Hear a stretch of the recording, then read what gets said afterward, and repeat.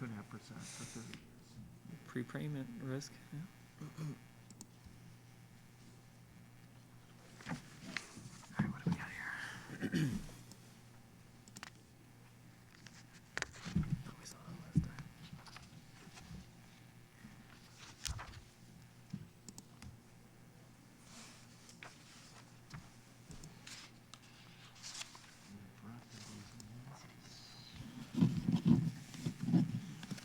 Yeah, did you see that?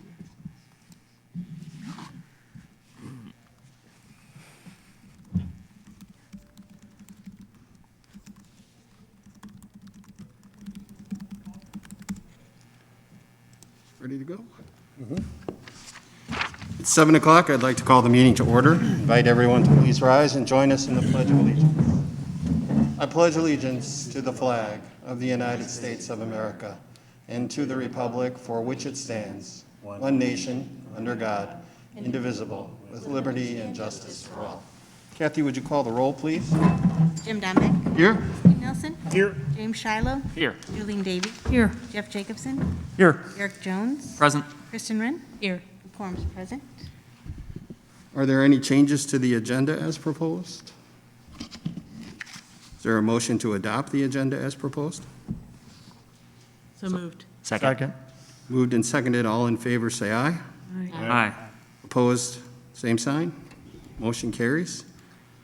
Audience to visitors. Is there anyone in the audience this evening who would like to address the board on any particular issue? Ask that you come down and speak at this microphone that's staged right here. And we ask that you limit your comments to 3 minutes, please. If you would state your name and your address.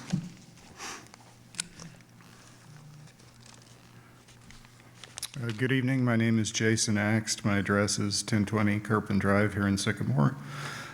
We appreciate the return to learning plan. It probably eases concerns for many families, but not for ours. We remain concerned that there is vagueness with respect to what seems to be 2 different curricular offerings for the hybrid option versus the online option. On page 19 of the plan, it states that online students will receive learning opportunities in at least English, math, science, etc. Additional courses may be available, and final offerings will be determined once final numbers of online-only students have been determined. The plan potentially jeopardizes or at least hinders an online student's ability to take electives in a timely manner.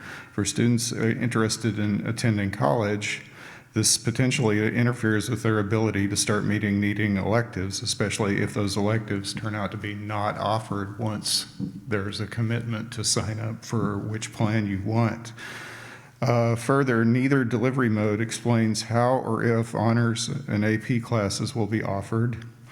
The plan punishes students and families who choose the safest educational mode, even though many of you have openly acknowledged that the entire district might be forced into online at any time. It's a catch-22 situation, pitting health against educational opportunity. The hybrid model carries a significantly greater health risk, and the online model seems to create barriers to students getting the courses they need. Perhaps worst of all, the plan states that course offerings won't be known until after families choose a mode of learning. We're struggling to find an analogy for that. Which of you would buy a car without knowing what options were included? So we respectfully insist that all high school students be offered exactly the same courses and course availability, regardless of delivery mode, and that all course offerings, regardless of delivery mode, be finalized and published prior to families being forced to choose a delivery mode. Thank you. Thank you. Is there anyone else who would like to make comments? All right, then we'll move on to the next item, which is the superintendent's report. Well, good evening, everybody. Just want to scroll through the excerpts from the strategic plan, district's mission, empowering all learners rather, to succeed in their world. Our vision, to provide an ideal learning experience where students and staff are engaged and want to come back the next day.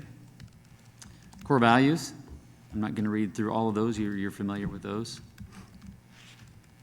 Professional learning communities, 5 critical questions there that we ask and that professional learning communities engage in answering. You can go forward. Thank you. And we'll get into the return to learning plan in just a second. Just want to update the board on a couple of things. So first of all, if you could advance the slide. There we go. 2020-2021 calendar. Next week at the regular board meeting, we'll ask the board to approve an amended calendar again. The amended calendar is the result of adding 3 remote planning days at the beginning of the school year on August, I want to make sure I get the dates right, 19th, 20th, and 21st. Those days will primarily be set aside for professional development. We'll provide some professional development on those days, as well as release time for staff to work in groups in their professional learning communities, in their department or grade level groups. There was the opportunity to do that and the request to do that, so they all everything kind of fell into place. So that's not on the agenda tonight, but we'll ask the board to approve that next week. I have bad news in terms of Chromebooks for K-5 students. We did get confirmation last week, end of last week, that the Chromebooks for elementary students were not going to arrive in time for the beginning of the school year. That was horrible news, to say the least. But we discussed that a little bit on Thursday, as well as on Friday, kind of slept on it over the weekend, and then first thing yesterday morning, and then ongoing yesterday and today, we've talked about a plan to address that. So I'm not going to get into that, but I'll ask Roxanne Horton to get into that, and she is here to talk about that, as well as a couple of other topics. Music offerings. One of the loose strings, so to speak, was music and how we were going to address music this coming school year. So we had a very good conversation this week about how music might still play a role in our schools this school year. And I think we've got a great plan to continue offering music, although it will be different. Orchestra will be the same. My greatest concern was band and chorus because of the aerosol that carries the germs, the virus. So we had a meeting with Scott Mertens, Mark Ekstrom, and Nick Reineck and myself to discuss this in ways that we could still offer band and chorus in a way that was safe. So we're not going to allow band and chorus to perform in the building indoors. We just don't feel like there's enough way to be safe in the classrooms inside, but we will allow them to perform outside in small groups or large groups, weather permitting, and possibly with some other things in place, such as tents or coverings to keep students out of the elements. Scott Mertens is working with the music department across the district to modify how the curriculum is going to be offered.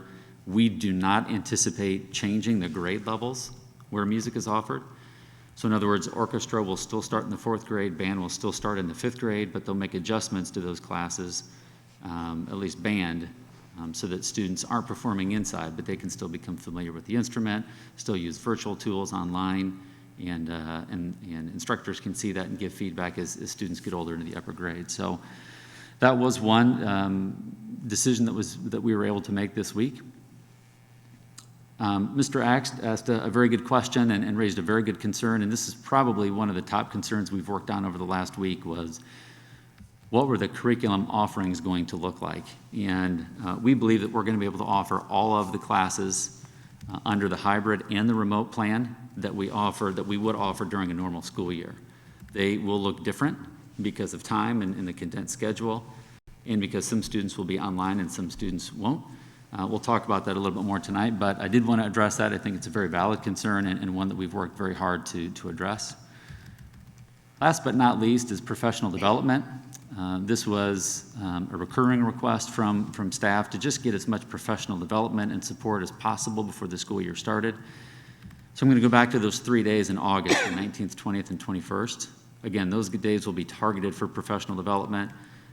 Dr. Webster this week just realized that there was a great opportunity through IASA, the Superintendents Association, where they're providing training on all sorts of resources, ways to lesson plan for units, use technology, plan for blended learning, all sorts of opportunities that a group of district leaders is going to attend starting tomorrow. They'll attend it Wednesday, Thursday, Friday, and then come back and be part of sharing that information with the staff, primarily on those days, August 19th, 20th, and 21st. So just want to share those things, some updates that have happened over the last week.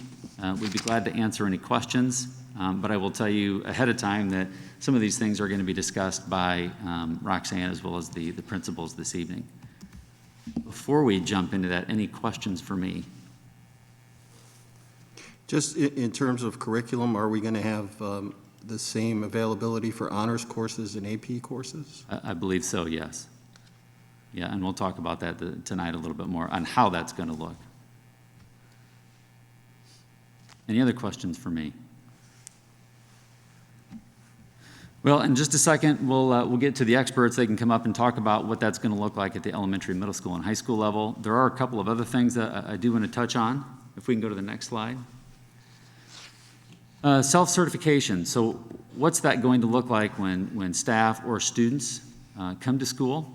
We're also working on a JOT form, which looks a lot like an app. You can use it on your mobile phone or mobile device or on a computer and identify your name, where you work, what your position is, and then whether or not you have some of these symptoms, whether you've been in contact with somebody who's tested positive for COVID, whether you've been in close contact with somebody who's exhibited these symptoms, as well as what your temperature is for the day.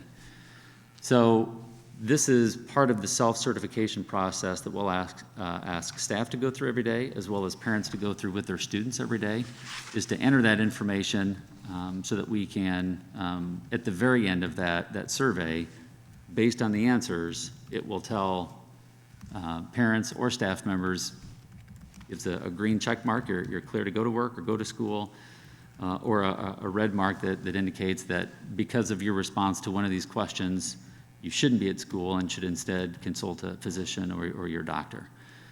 So self-certification is still something that we're moving forward with, and we're doing it in accordance with DeKalb County Health Department guidelines, as well as some legal guidance because some of this gets into confidentiality and privacy. So we'll continue to be mindful of those, but that's what the self-certification process is going to look like. Any questions about that before I move on? We'll try to get you screenshots of what that looks like on a mobile device, so you have an idea, and then we'll publish those on the website as well. And this is driven by the CDC and the IDPH? This comes, for the most part, we're in touch with the DeKalb County Health Department on a regular basis, and then they follow CDC and or IDPH guidelines. There have been a couple of points where CDC and IDPH aren't in complete agreement. So then we have conversations with the DeKalb County Health Department to make sure that we're making the best decision possible. But for the most part, both CDC and IDPH are on the same page. So this information comes most directly from the DeKalb County Health Department, but it is most aligned with the CDC guidance. And it's, I mean, that's the same guidance we're using for most of our responses and most of our plan. It's really based on what we're getting in terms of guidance from CDC and IDPH. Absolutely. Those three entities have been the primary source of information for us as we're making decisions about the safety of students and staff and how we're proceeding. So absolutely, yeah. And so there are a number of questions I know that we've gotten about, well, what happens if? and then the scenarios start to unfold. But those are going to be more or less handled by and driven by the health department's policy rather than our own internal policies. I mean, we report to the health department, and then the health department takes over from that point and makes the decisions for how that scenario is going to be dealt with. Absolutely. The guidance that we're going to follow when students or staff exhibit symptoms or have tested positive maybe over the weekend and they report that back to school, We will follow the health department guidelines, and those are most closely aligned with the IDPH right now. Pretty clear on that. IDPH has developed a flow chart. It's not been released publicly yet, but they've shared it with us, so we have an idea of what that looks like, and as soon as it is public, we'll release that and publish that on our website. And that guidance really drives what decisions get made when students or staff exhibit symptoms or report a positive test. So we have staff who are working closely with the health department. Our lead nurse is working very closely with the health department and sharing that information with the rest of the nurses and the health aides throughout the district, as well as us at the district level to make sure that we're planning appropriately. But absolutely, that guidance comes primarily from the health department. So some of those questions about those certain scenarios that may develop, we really can't answer those. I mean, that's really going to depend on health department policy and not our policy. That's not our call. You're absolutely correct. Some of those circumstances can be very unique. And there have been times already where we felt like we were pretty sure of what the guidance was, but still had to make a phone call to the health department just to make sure that we were doing it right. And thankfully, we have been. We've tweaked our processes a little bit up to this point. But as they release that information publicly, then we'll post that so that the community knows exactly how we're going to address those situations. But you're right. We're going to follow their guidelines, and as easy it may seem to believe that if this happens, then we're going to do this, it's just not always that neat. Right. So we'll still have to continue to rely on them. Thank you. Any other questions about self-certification? Steve, just trying to get a feel for what that looks like in terms of the process on self-certification. Is that a requirement that a student will need to, or a parent will need to submit then via the app to the district before they can attend school that day, or same with staff? Or We're developing two steps, two processes. First of all is a waiver that we'll ask all parents to sign and submit prior to the beginning of the school year, that they will commit to doing that on a regular basis, on a daily basis. And then we'll make this app available. It collects information that will remain confidential, so that way we have a record of who's logged in and who's entered that information. It's still a little bit of a work in process, the technical piece behind the scenes. But that's our goal, is to have this up and running. And in fact, we started using it at the end of last week. We opened the buildings up yesterday for staff to return and start working in their classrooms. So this has been available. There is a QR code on the front door of the buildings. There's one at the district admin building. You scan that code and it takes you right to the form. You answer, you submit your information, forward on, and it's very easy. So we've started to test it already at the admin building and at schools. And the intention is that we'll continue to tweak it and refine it so that it's ready to go on the first day of school for students as well. great. Okay. Thanks, Steve. Yeah. You may Can have I- already, oh, excuse me. Go ahead. Oh, I was just going to say, you may have said this already, but who exactly will be handling the screening process? I mean, who's going to be checking that and seeing who's not here? And, I mean, is there going to be one, or is that still a process for you guys? I mean, I don't know. We're still refining how that is going to get done every day, but that will happen in main offices. Kind of like tracking attendance, who's logged in and who's entered that information. So that's how we'll follow that. So I guess to get on what Jeff was saying, if somebody hasn't done it for today, at what point will we know that? Before they get in the building? Not necessarily. So we're also working through the legal process of what we need to do to satisfy self-certification. How can we track students when they come into the building and verify that self-certification is done? So that's another piece that we're working on to refine. One of the challenges on a normal day is tracking attendance. We don't always know who's in the building right away until attendance starts to come in. So trying to find a way to track who's in the building and whether or not they've completed this is another step that we're working on still. Okay. If the parent does not have a smartphone or something like that, I'm guessing you can access it through desktop or Chromebook or whatever, so there'll be some type of device in the household, so this I don't foresee be an issue, or potential pushback in regards to, I don't want to enter my information online, or whatever that ends up being. Is there a way to handle that, or? You can do it on a smartphone, a mobile device, a computer. The link takes you to a URL on the web. So if you've got a computer, a laptop, a desktop, it would take you there as well. If parents don't have a device or good, reliable internet access, that could potentially be an issue. So we're still working on a way, do they fill out a form when they come into the school every day? Sure. Some students are going to ride the bus, so how do we handle that as well? So still part of the process, and one of the challenges from day one was just the logistics of tracking all that information. Definitely. So we've got pretty widespread internet access, not complete. But the other question is devices. So those are things that we still have to tackle. But this is going to make it really easy for the majority of our parents and staff. Definitely. Any other questions about self-certification? Okay, let's go on to the next slide. This is transportation. We've talked about some of this before, just the process for students riding the bus, how that's going to work.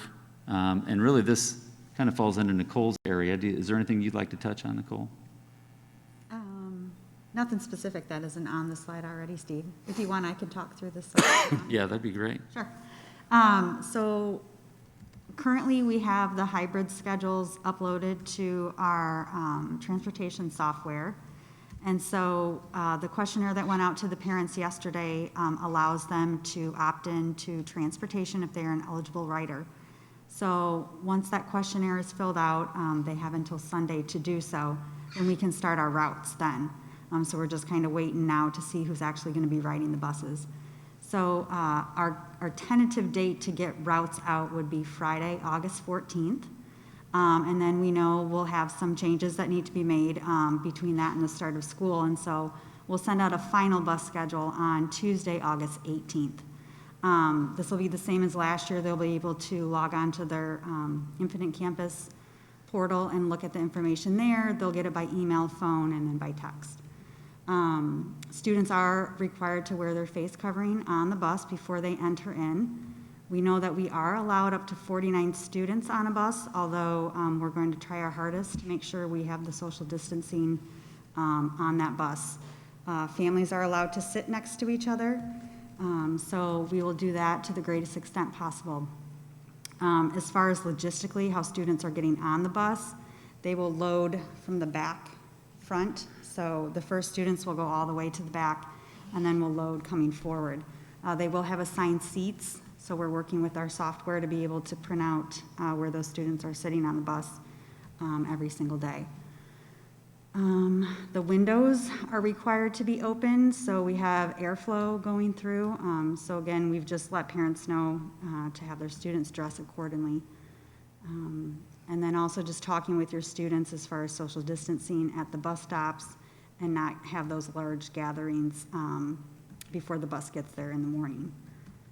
And then we will be disinfecting our buses after each route. So we will have dedicated workers that will be cleaning those buses in the morning and then in the afternoon.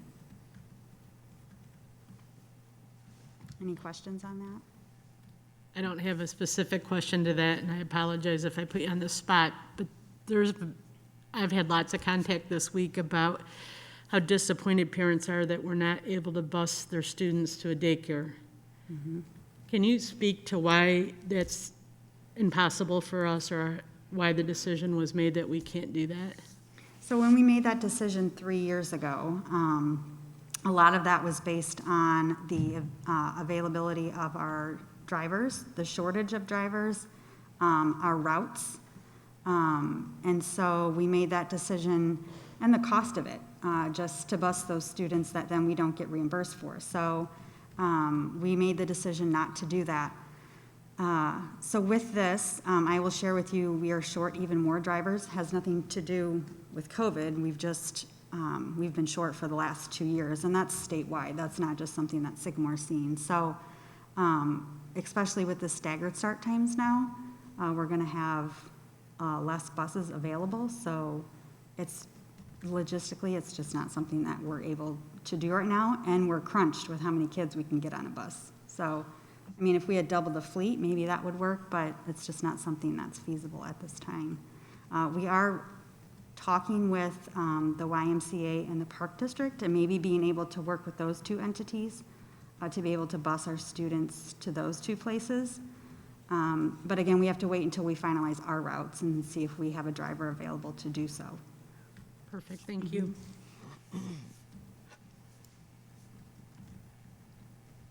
Any other questions for Nicole? Okay, if we go on to the next slide, we're going to start with technology, and I'm going to invite Roxanne Horton to come up to the microphone and kind of walk us through what technology looks like under the hybrid and remote plan. Hello, good evening. I'm going to talk about technology and return to learning. So things I'll be talking about tonight are teacher support, blended learning groups, Chromebook distribution, and the benefit of using a district Chromebook. Okay, so for teacher support, are you hearing me okay? Yeah.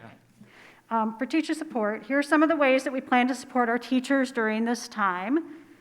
Through professional development, we've created modules using the following format: direct instruction, application, and then reflection. So they might watch a video or read an article or something like that. Then they will apply it so they can create something that they can use into their own classroom, and then reflection on what they've learned and how they would also use it going forward. Most of our modules give our teachers 1 professional development hour. For the high school, we're creating our PD in Canvas, which is what the teachers at the high school will be using for their learning management system. Mike Rice, who was a former high school technology coach, is directing that group, and he's working with our current high school technology coaches to come up with the items that the teachers will need and to create those modules. For K-8, Chris and I brought together a PD committee of teachers in those grade levels. We created those modules in Google Classroom, which is what the K-8 teachers will be using for their LMS. So not only are we teaching them in the LMS, but that's a good way for them to learn the LMS a little bit better also, to dive into it deeper.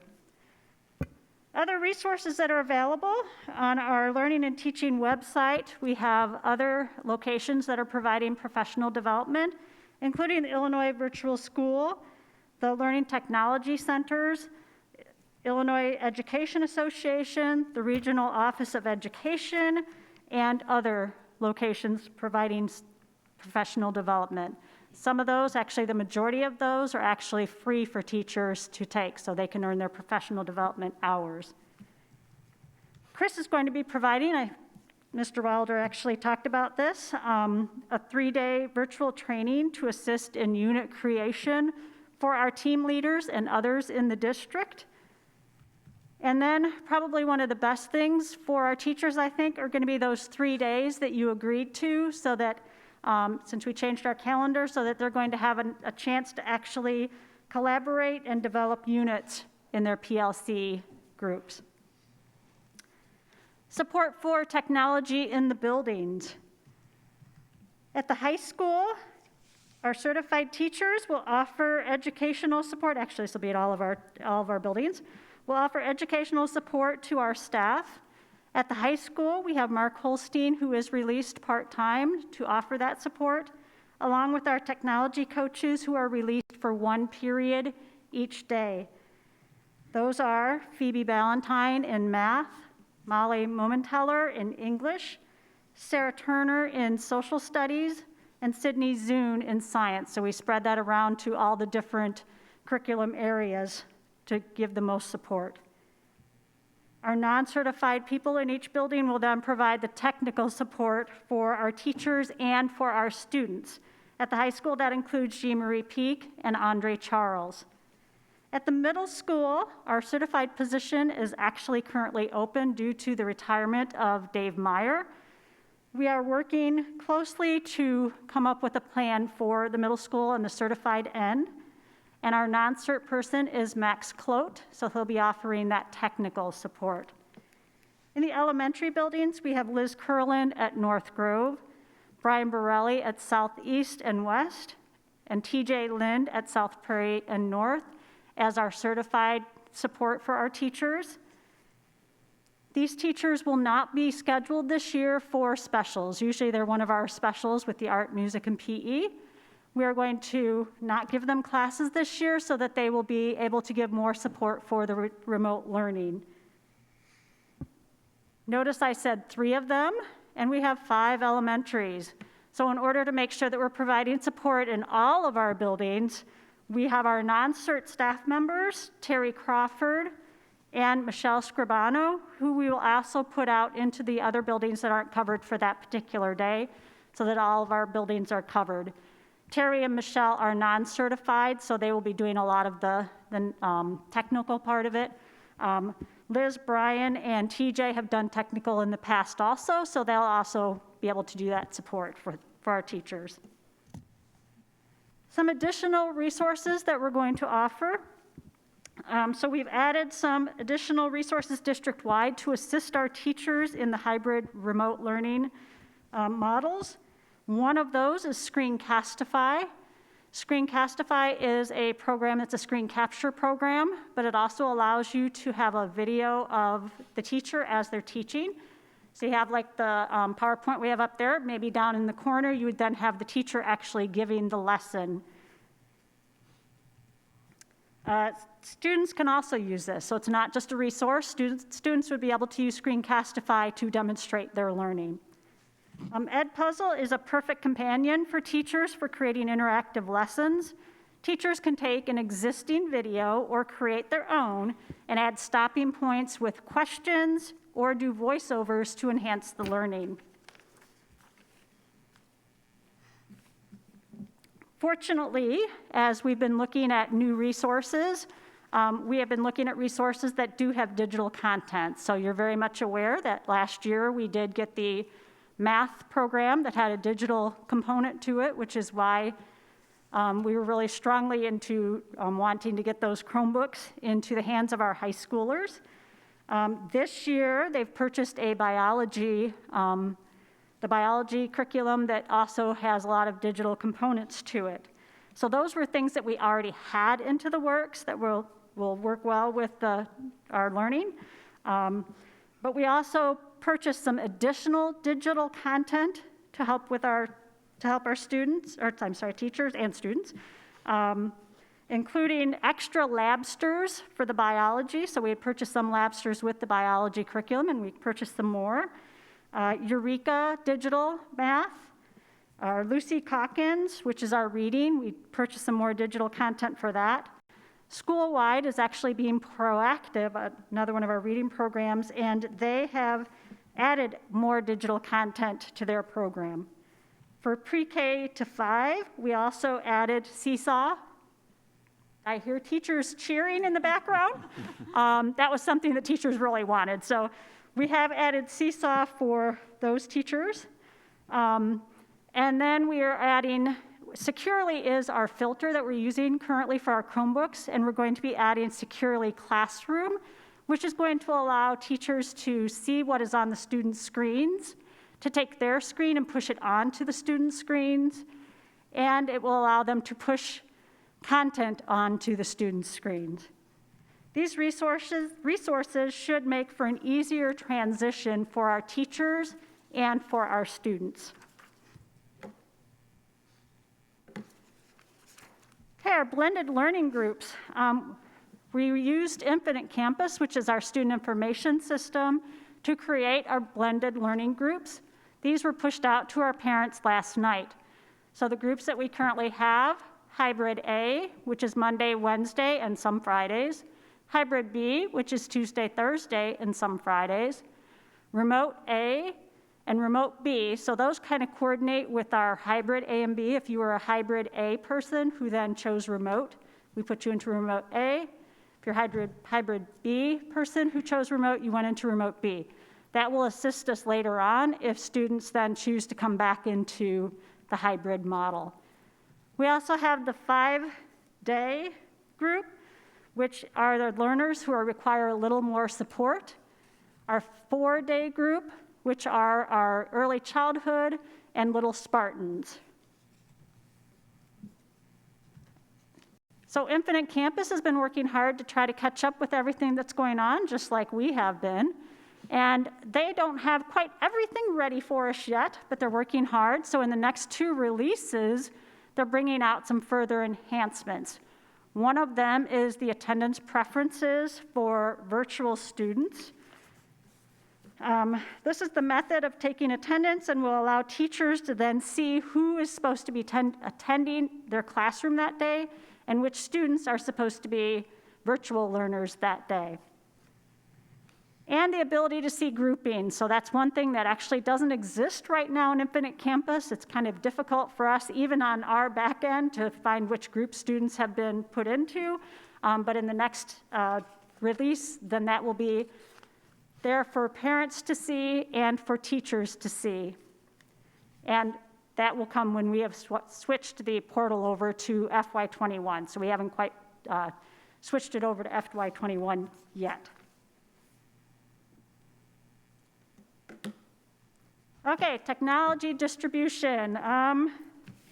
Steve gave you the bad news. Very disappointed. This has been a very hard week for me.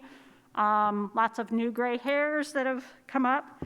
I really wish I had better news on this update. I was originally given a delivery date of July 22nd, but it seemed to be the perfect storm. The CARES Act provided funds to districts to enhance remote learning. Because of that, many districts are purchasing Chromebooks. The demand went up, and everybody understands the supply and demand issue. And then due to COVID, a lot of the factories were closed, and thus the production was not as high as it had been. On top of that, we were notified last week that one of the suppliers that they get parts from was sanctioned by the U.S. Commerce Department. Parts that were hard to get in the first place are now even harder. The bottom line is it would be a miracle if the machines were to arrive prior to the start of school.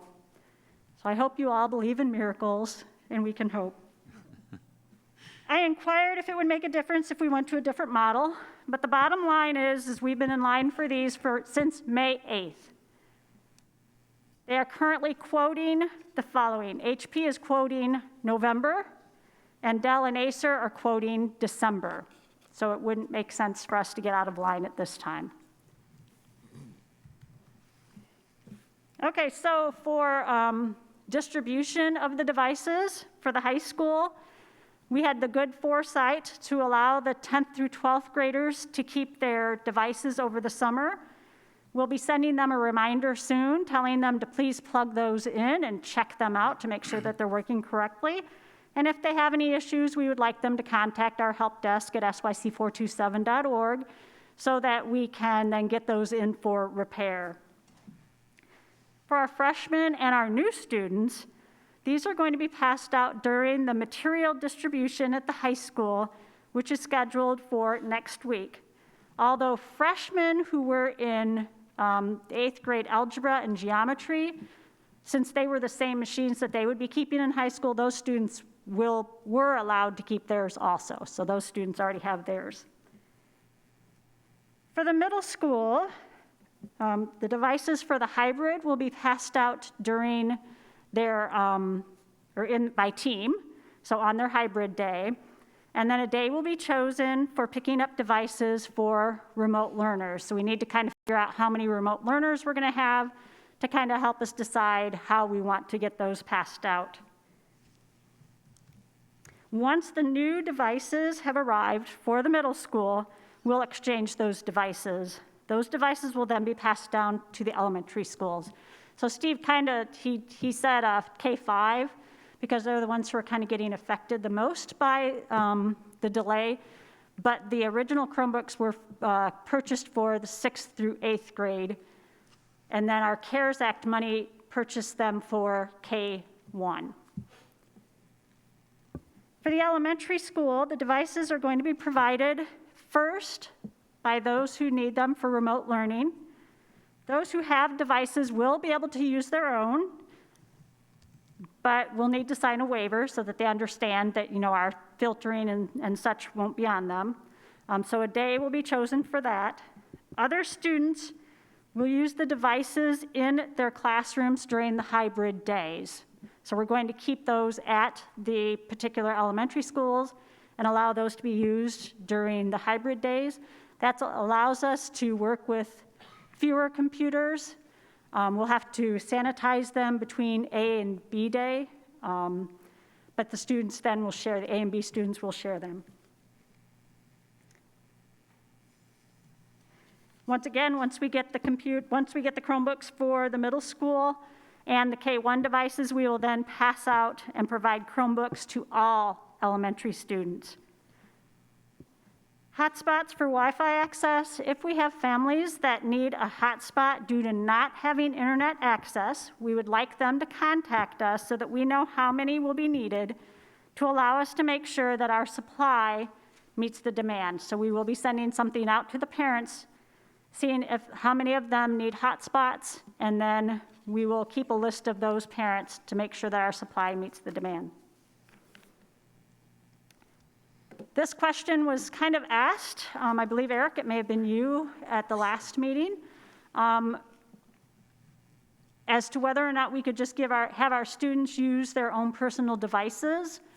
We're kind of in a pinch right now, and that's why we're going to have that happen with our elementary kids. But as far as for 6 through 12, the benefit of using a district Chromebook is that it can be managed by the district. That allows for our filtering. So our filtering system works whether you are at school or at home or at McDonald's or Starbucks.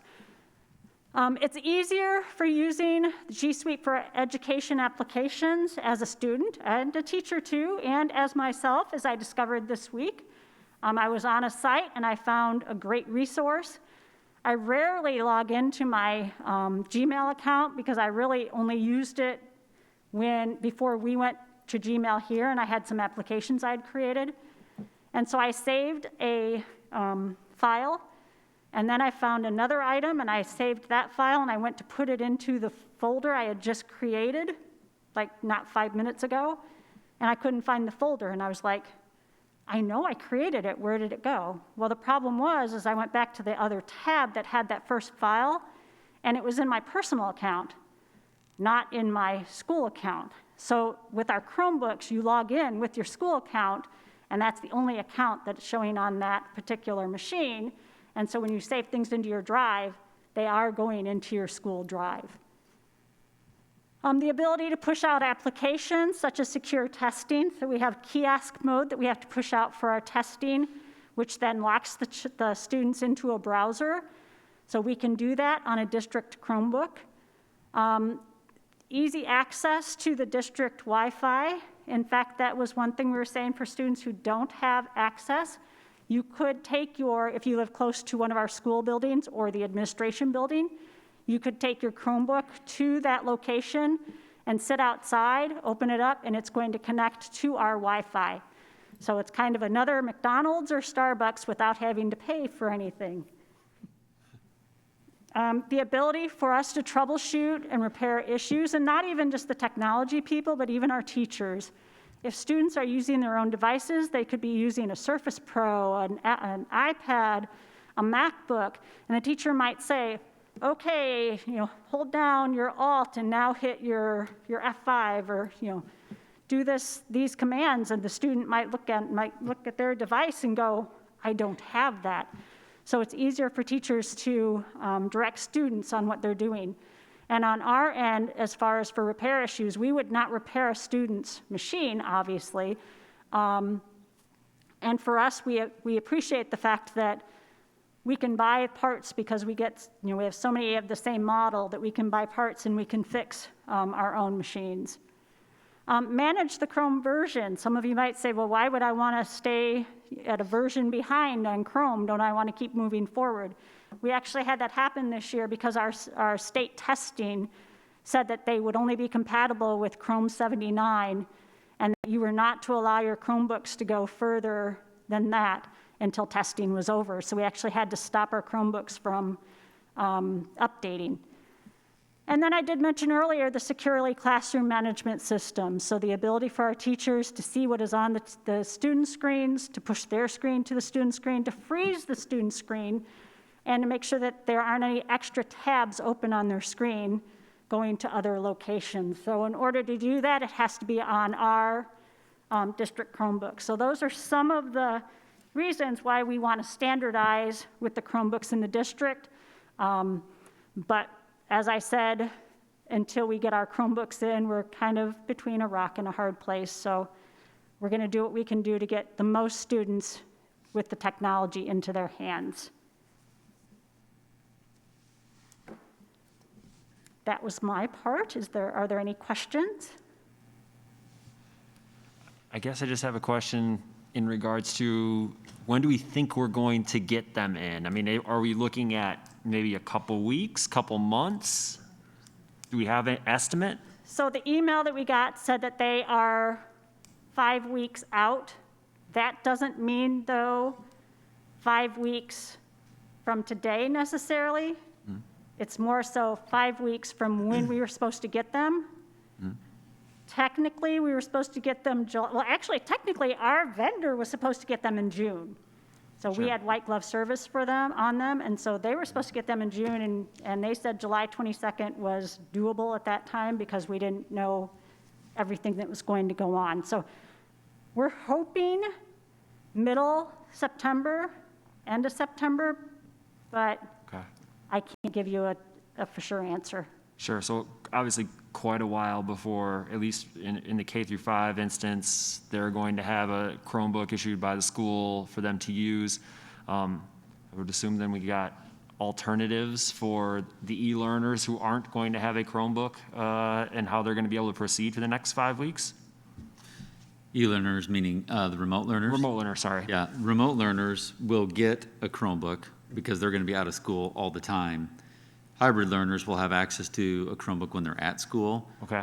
So there will be e-learners that don't have access outside of school until we get the new devices in, but that'll be the hybrid learners on their off day. Okay. Does that make sense? So then what does that day look like at home for those K through 5 on the off day?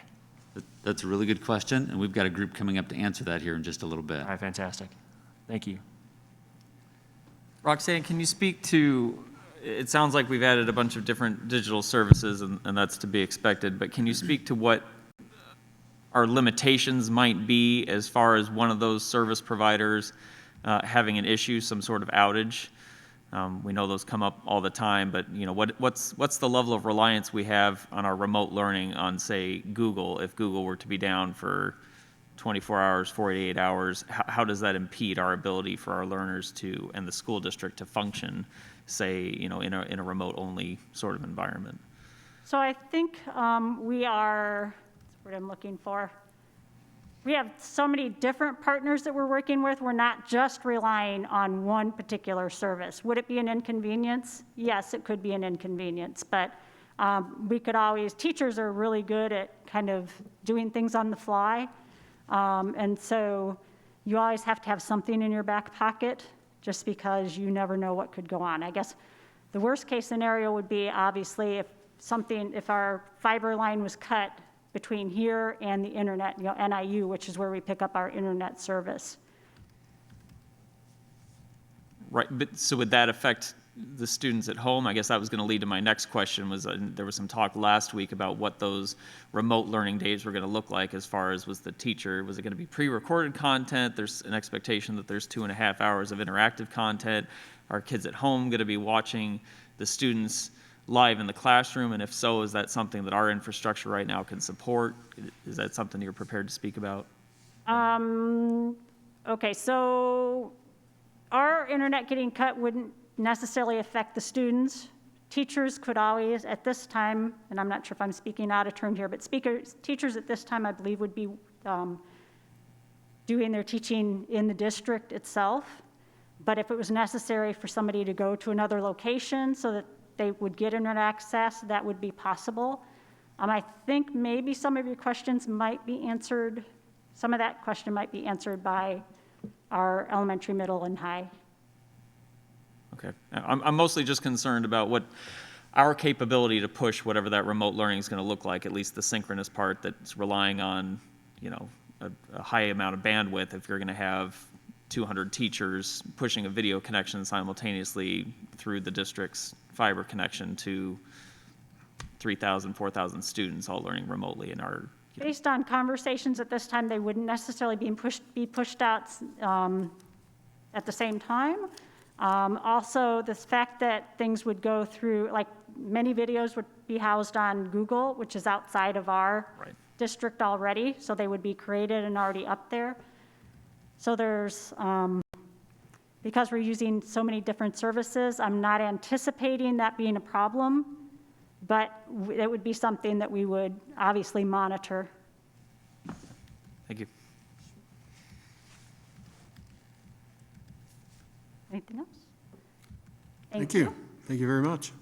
Thanks, Roxanne.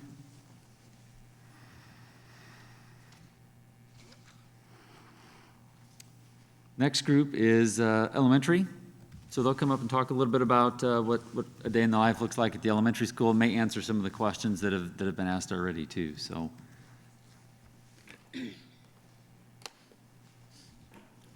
Good evening, I'm Craig Wesley, principal of South Prairie Elementary School, and I've never did a presentation with a mask on, so this will be entertaining, I can assure you. So I feel like I'm the leadoff hitter for an amazing group of elementary principals. We've been working almost every day. I see some of these people more than I see my family, to be completely honest with you. And we've also been working with an amazing group of elementary reentry team. So I just want to do a shout out to them. I told them I'd give them a little ear wiggle for them. They've been amazing, just providing great feedback and good guidance and really just being solution driven as we're just dealing with a variety of challenges as we continue. So today you had a ton of questions already, or the last 2 or 3 meetings we had a bunch of questions. So the next 15, 20 minutes or so is we're going to focus on the elementary return to learn plan. So hopefully we can answer some of your questions. The next slide talks about where the planning is coming from. So planning is based on the feedback. So we've scoured, just like many of you, scoured other districts locally and across the US and really tried to look at what other schools are doing. And then as we did that, we really tried to highlight the work and concept plans that are based on the feedback from the elementary reentry team that I mentioned, as well as from parents and community members. So that's kind of where you're going to see this evening. And each of the plans, and really we started with 3 plans, honestly. We started with the in-person plan, and then the hybrid plan, and then a remote plan. As you know, we're down to the 2 plans right now for the most part, the hybrid plan and the remote plan. So they center around quality instruction, which is student learning, balancing that with safety of all staff, our students, our teachers, secretaries, custodians, everybody, and then just trying to implement logistics that would make sense, that would provide the best instruction while keeping everyone safe. And then each week we provide weekly updates to our stakeholders. Our staff have been coming to voluntary staff meetings every Thursday, which has been awesome. We continually send emails, and then as you all see, we do a parent email blast, and that really is kind of the impetus of so many questions. Like when we send a blast out on Friday, we get inundated with questions and comments, and that continues to drive our plan moving forward. Next slide, please. So the foundation of what we're going to present to you tonight is really, the core is still social emotional learning. These students have not been in school since March, so more than 5 months. And then the importance of trying to build a relationship, especially while we're wearing a mask. You know, you're not going to be able to smile at a kid. You're not going to be able to interact with a kid the same way you would that we've been doing for 25 years in some of our cases. So we're really trying to build that safe relationship. And then you heard Roxanne talk a little bit about our technology onboarding, but that's really important that we're looking at what we can do to get the students prepared for their Chromebooks when they come, be it the end of September or middle of October or whenever that comes. And then finally, the importance of having the safety procedures and practices for all students and staff. Again, we are very excited that we have this opportunity during that first week of school, the first week of staff, those extra 3 days that we're looking at getting to really prepare our students and staff for the safety procedures and practices. So plans for the technology delay. Mr. Weiler shared the bad news, Roxanne talked about it a little bit, but just so we're really clear, just take a moment more to be a little bit redundant on this. So the first priority is the remote learners. So if you have a remote learner that doesn't have a device, we want to get, that's our tier 1. Tier 2 is families without devices that will be doing the hybrid. So on the B day, what are they looking like? You know, we'll ask families that have devices, including smartphones, to support our students during the hybrid. So Mr. Frank's going to talk a little bit more about that in details. And then the other component that some people don't understand, and frankly, I didn't understand before when we were talking about this last week, just the importance of keeping, like at South Prairie, 125 devices in the school so we can train our students and staff how to use it so that when the kids are at home. Because some people are not familiar. If you're an Apple family or an iPad family, you might not be super familiar with a Chromebook. So it's so important that we teach kids how to onboard so they can effectively go through Google Classroom, which is going to be our learning management system. And so that is all I have. It's my pleasure to introduce North Grove Principal Ryan Janish. Good evening. I'm going to talk a little bit about what the schedule is going to look like for our hybrid learners when they're in the building. So we did a sample schedule here. We actually put this together with our Return to Learn committee. And what you'll see is it actually looks very much like what a typical elementary day looked like before we went to a hybrid model. So we're able to keep all the core contents in. We were able to keep in our specials rotation daily, so kids will still have a special daily. We were also keeping in lunch and recess at the elementary level, as you're aware of. So to fit this all in, we simply had to shrink blocks down. So we had to shave 5-10 minutes off of different content areas to fit it all to within a day. Some things we are able to move to the hybrid day while at home. So things like handwriting, some of those things the students will be able to practice without a lot of instruction. We were able to move those items completely outside of the school day. Again, this is just a sample schedule. You'll see that we do have a mask break scheduled in there. We know at the beginning of the year, teachers are going to have to be very flexible with this.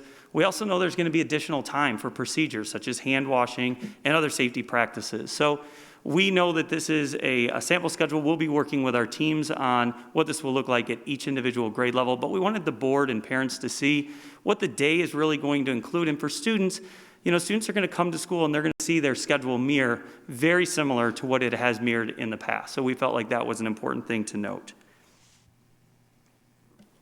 The other things we want to address in terms of the hybrid in-person details were kind of all the logistical things. And obviously, the biggest challenge that we have had in the planning process of bringing students back into the school day is the logistics of how do we keep kids and staff safe throughout the entire school day while still functioning as a school.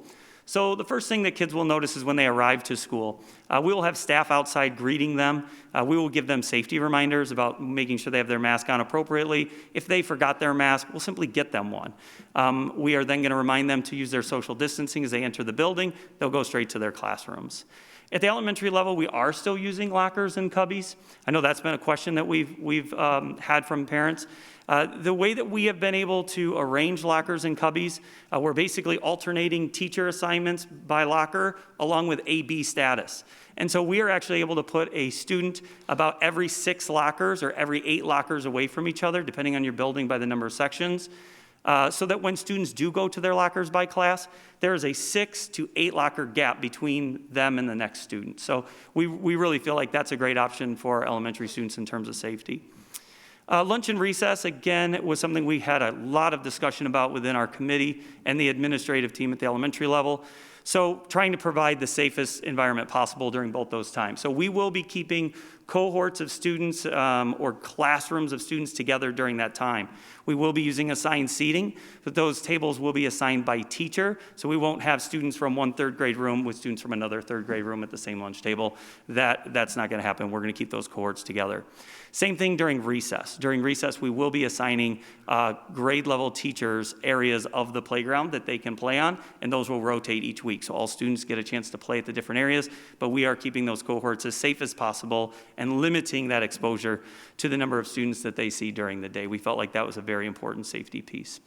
The other thing is supplies. So all classroom individual supplies for the students will not be shared. Each student will have their own set of supplies that they will use, and then those will either stay in their lockers or in their plastic tub or organization container within the classroom. They will not be shared. In some cases where we do have to share something, such as like technology, like Roxanne highlighted, or if one of the specials want to use an item, those would only be a one-time use, and then those items would need to be sanitized before they could be used by another student. Seating is another question that has come up both in the classroom. And so one of the things that we are doing is we are ensuring that we have 6 feet of social distancing in the classroom, even though the students will be masked. They're still going to be socially distanced. We are looking somewhere between 10, max 15 kids per room. Many of our rooms are below that, but we can only fit around 14 to 15 desks in our classrooms while keeping the 6 feet of social distancing. Teachers will still have the option to use some flexible seating options. Those will be the items that the students will use for the whole day, though, and then they would need to be sanitized before someone else uses them. We're still envisioning teachers being able to have a morning meeting and having the kids stand up and share out something that's been going on with them, share out how the return to school is going. And again, they might stand, they might be in a circle for a few minutes during that time, but they are going to stay socially distanced during that time. Students will not be seated in their exact chair facing one direction for the entire day. That's going to be a very long day for kids, but it will still always center around safety for our staff and our students. Dismissal at the end of the day, we will be using more exits than we normally use to, again, keep traffic flow to a minimum and avoid overcrowding in the hallways, and we will need to utilize additional staff to make that dismissal process go smoothly. Specials will still be offered. I know Roxanne already talked about technology looking different, and technology will be co-taught in the classroom with the classroom teacher. We know that the technology piece is going to be embedded in our curriculum in every aspect this year, and so we want our technology teachers and our classroom teachers to work on that collaboratively. We feel like this is a great way to do that, and although we were all disappointed and trying to figure out how we were going to manage the lack of Chromebooks suddenly, the idea of spending the first few weeks of school to onboard all students with their new devices that they're going to have is actually a very nice transition for our elementary team. So again, this is where my team would say we're really trying to put a positive on what is an obstacle. So we think that training will be essential for our students and our staff. The other specials that will be offered, PE, the students will go to the gym on bad weather days, but most of the time we will try to get all of the students outside for PE. If we can't, we'll be in the gym, and of course that will alter the type of activities they will be able to do. Art will come to the classroom. Library will come to the classroom.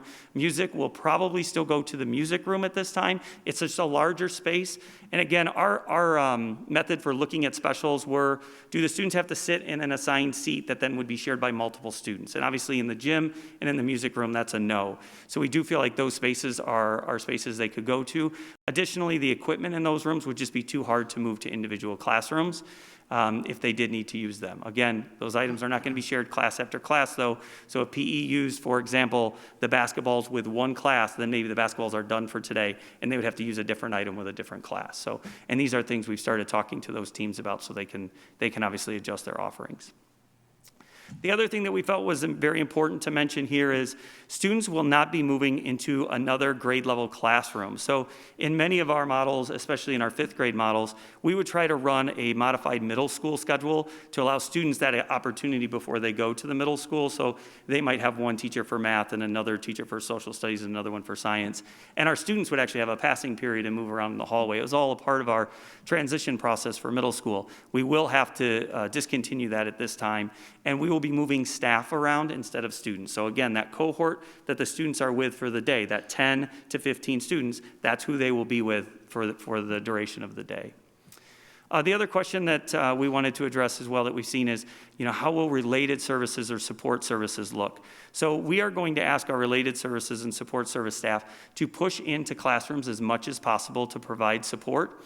And if that can't be done, maybe because of the type of service or confidentiality, we then would ask them to utilize either an open space, such as like the hallway, while keeping our social distancing, or even outside for our supports while we can.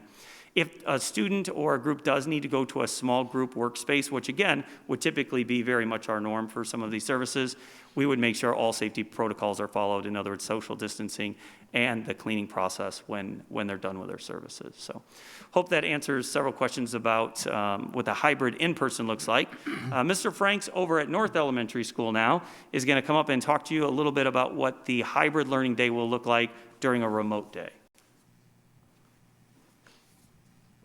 Good evening, everybody. I think you're all smiling under those masks, right? Yeah. So yes, the day that I'm not in school and I'm remote learning, what does that day look like for me? And so obviously when we look at, that technology challenge in terms of what does that look like now that maybe I don't have a computer, or that we kind of planned on that looking like, we're looking at a couple of options for us. So the elementary team is kind of working on a cover template for, some paperwork. And so that's going to look like, what do my activities look like for the day? And besides those activities, the parents would have some QR codes that would lead them to some links that they could use from their smartphone that would be actual instructional videos from their teacher. So that would be the same thing that if you do have the computer at home, that would come from their Google Classroom. So that we would still have kids being able to access that from both sides, as well as being able to support them back when we get them every other day in the classroom. So that's one way that we're trying to be able to support those kiddos that may be in that other group. As far as this schedule that we have here, the times there are just approximate. Those are really kind of sustained attention times they're coming from the state. And so if you see there that we do have a very similar day to what would be happening during an in-person day, it's just it'll look different in terms of what the activities that are provided for students. So really what we want to do every day is kick off the day with a morning meeting from their teacher. Obviously this would be done in asynchronous format, sorry.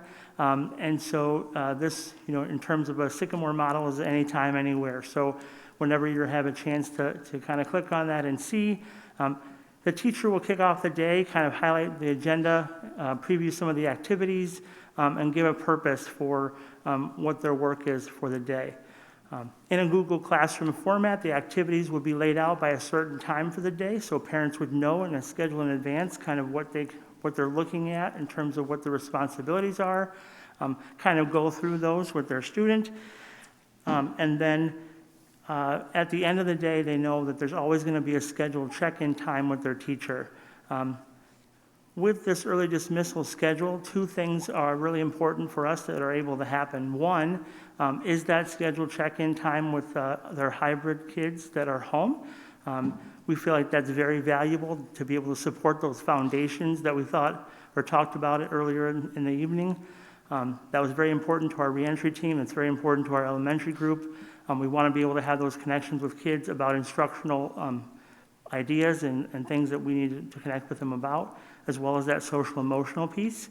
And the other piece is being able to keep our teachers all on the same plan.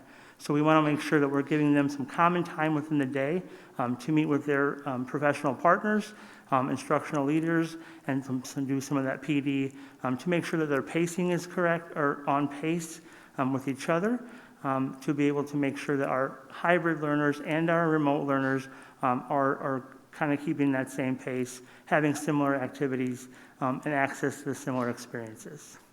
So that is the remote learning day for hybrid learners. So Mr. Schrader will now go through a remote learning day.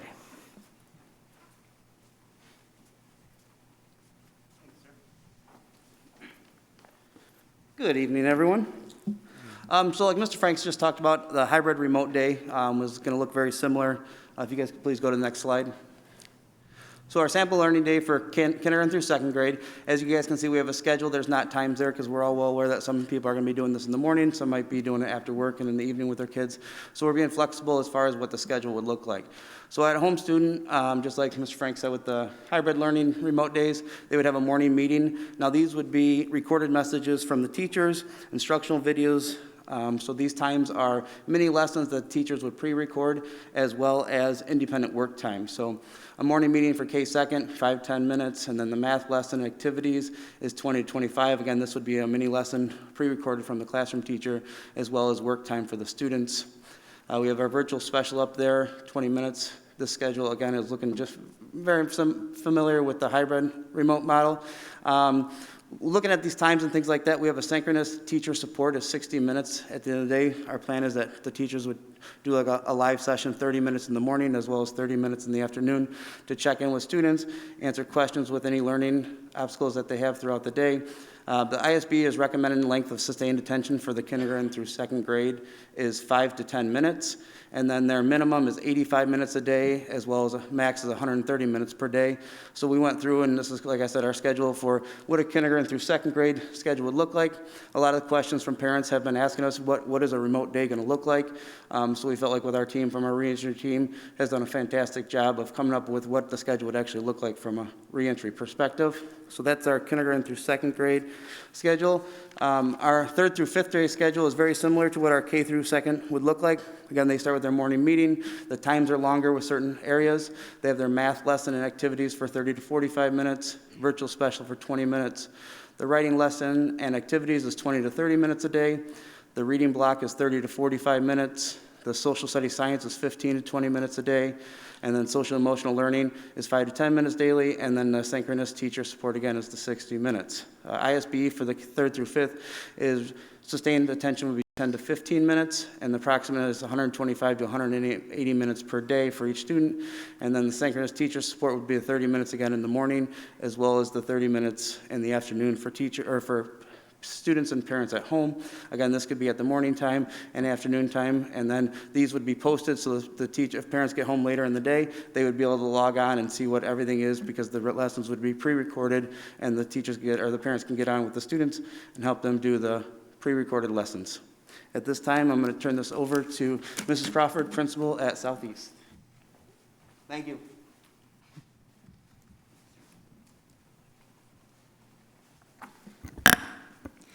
Good evening. I'd like to give you now some details regarding our remote learning day. Ryan touched on a few of those, but just so everyone's clear, the activities during this particular type of format will be both synchronous and asynchronous. We do realize that some of our families will have other responsibilities during the day. If a parent is working or needs to assist with childcare, they may not be able to do things live. So that is why new content will be taught in an asynchronous format for our families. However, we will have synchronous meetings that will be curriculum focused. These will allow remote teachers to discuss concepts, answer questions that students may have, go over activities that they have done, and just provide any type of help that would be needed, and those will be live throughout the day. Our plan is to have the remote educator talk with the families and students that they are working with to come up with the best possible times for these synchronous meetings. And then those would be done at the same time every single day so that there is consistency at the elementary level and a predictable schedule that the parents can always look forward to. There will be 2 of those, like I said, during the day. We're thinking now maybe 1 in the morning and 1 in the afternoon, but again, it would be determined by the families that the remote educator is working with. Teachers, however, will be available during the day. We do understand that as hard as we try to set these meetings to be effective for every family, there's going to be some families that this just will not work for. So what our hope is that we will have set hours every day that the remote educators are available, and families would be able to email and contact those teachers during this time to get additional help if it's needed and not been able to be achieved during the synchronous meetings. Some items to note, these are just overall things with regards to the entire elementary program. We did speak about this, but I just want to remind everybody that the pacing between the remote learning and the hybrid will be the same. We do have our teachers who will be working together in their professional learning communities to talk about the lessons or curriculum that will be covered for the week. So we will be keeping that very consistent amongst both the hybrid and the remote learners.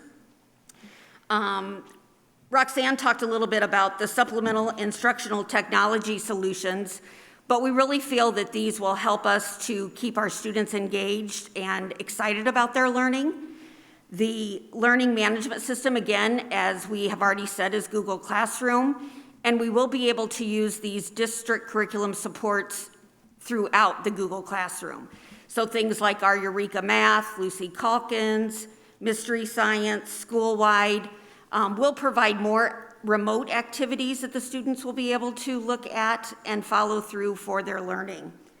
In addition, we will be doing Seesaw. That is something new that has just happened actually today, and I know our teachers are very excited about that, as are we. This was used last year by many of our teachers, and it is familiar to our parents and our students. So we feel like that is a plus of that, so that we can really communicate with them and let them know what is going on within our hybrid and remote classrooms. Yes, we do still have more things that we are working on. I think we've answered 1 million questions throughout this whole process, because every time we get something answered, it opens up another question. But I feel like we are able to move forward now with questions. We are still working on our Walk to Learn program, which is for some of our more accelerated math learners. Kindergarten orientation has always been something big in Sycamore School District, and we don't just want to say, oh, the first day, here you are, go to your classroom. So we are trying to come up with some out-of-the-box ideas for how we can make our kindergartners familiar with their classrooms this year, even though they may not be able to come in and attend something. Same thing with back to school night. That has also been a big thing in the school district, where we do ice cream socials, drop off your supplies. Schools do it differently in every building, but it is something that kind of gets kids excited about learning again. So now that we have kind of gotten some of these other things out of the way, our goal will be to update our parents and students as soon as possible about these items and other items. So that concludes our information. We appreciate your attentiveness to our information that we've shared tonight.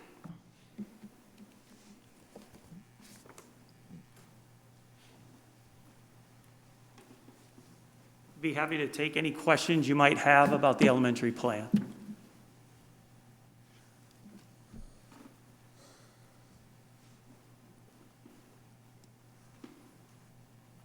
Thank you. I think we're Thanks. We're done.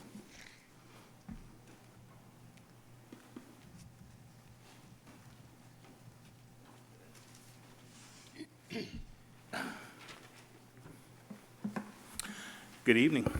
Good evening.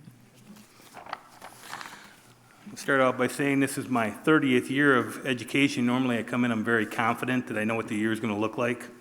I feel like a first-year person this year, so we'll see how that goes. So we're going to show you a little bit of, or tell you a little bit what a middle school day would look like. I was going to say what a normal middle school day would look like, but there's never really been a normal middle school day. This year is no different. We will open the doors at 7:30. That's the same time we've always opened them. Usually we don't start till 8:20, but we're going to start at 7:50 this year. Students will be greeted at the doors by administration. We will have breakfast available in the cafeteria. Students will then report to the ELAs and then into the classrooms. We'll be supervised. We'll have teachers and paras. We will have people just about everywhere to try to make sure we keep them socially distant, because I'm sure you know middle school students have a tendency to want to touch each other. So we will do our best to make sure that they stay 6 feet apart. The biggest difference with our schedule is the classes will be 34 minutes long instead of a normal 41 minutes long. They will still get the same curriculum, where they'll still run their same schedule like they would run any other year. Oh, sorry about that, I went a little too far. One of the difference with our students is we're going to have them stay in the room for their core classes, and the teachers will rotate to limit hallway congestion. It sounds as if they'll be stuck there the whole day, but basically that's for their 5 classes in study hall. There are some exceptions to this. We do have some kids that are doing the advanced classes. They will be moving up to another classroom. So there are some kids that will move different classrooms, but we will escort them around. We will not be using lockers. They will be able to bring book bags. And the students will be escorted to PE and allied arts by the teachers. So our hallways are fairly wide. It's a newer building. We have no problems being able to go both directions in there, and there'll be people out there to supervise. Our remote learners will follow the AB schedule the same as our hybrid students. So everybody will have a schedule they will be able to follow. We will offer much flexibility for those that are on the remote learning, because as you know, not everybody can do remote learning to follow the exact schedule of the school day, but we will check in a couple times a day for attendance, and then we will offer office hours from 12:40 to 3 with their teachers. So they will still get the same curriculum. A big question seemed to be bathroom procedures, but we have several large bathrooms. So in the 6th grade, it was fairly easy. One of our teams, Segway, will use the bathrooms by 3:17. Venture will use the bathrooms by 3:28. They both have drinking fountains there. The drinking fountains are turned off, but the bottle fill stations are still available, so they can bring bottles and fill them. Only one student per room can go, so that'll limit the bathrooms to 5.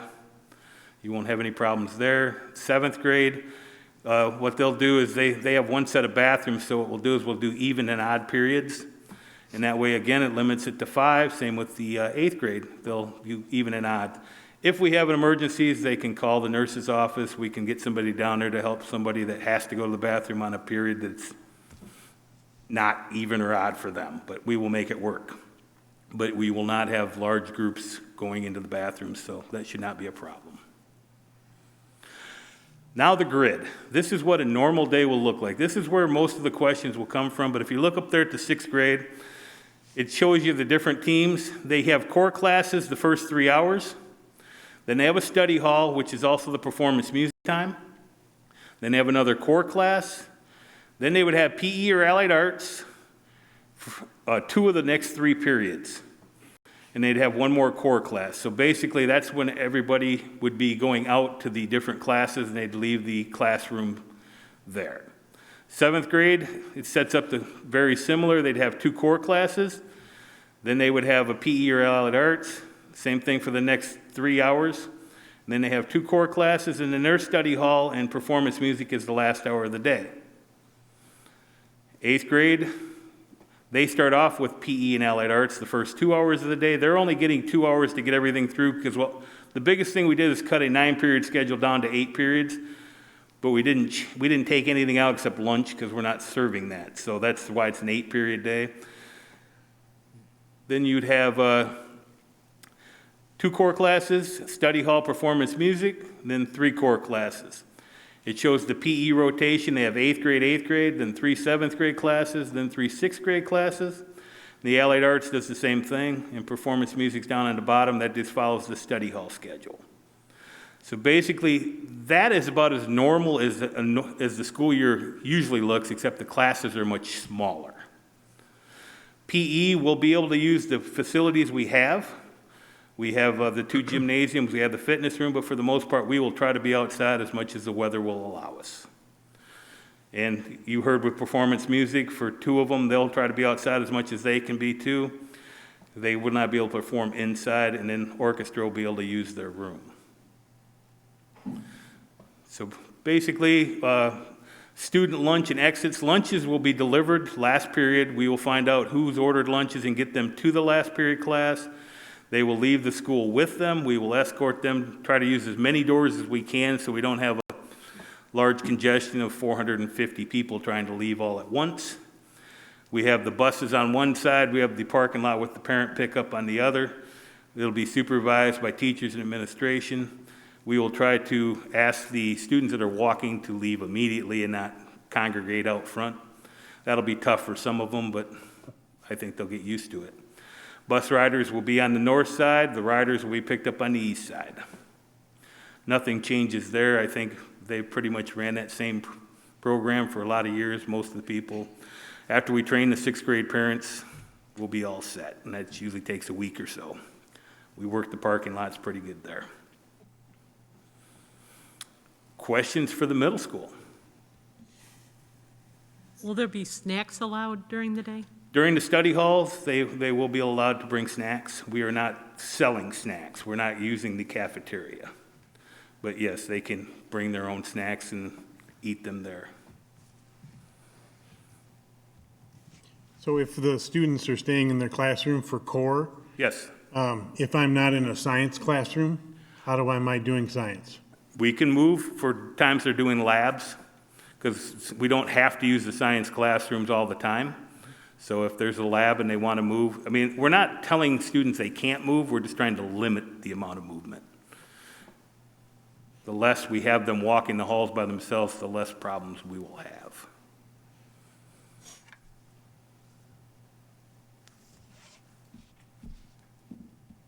Thank you.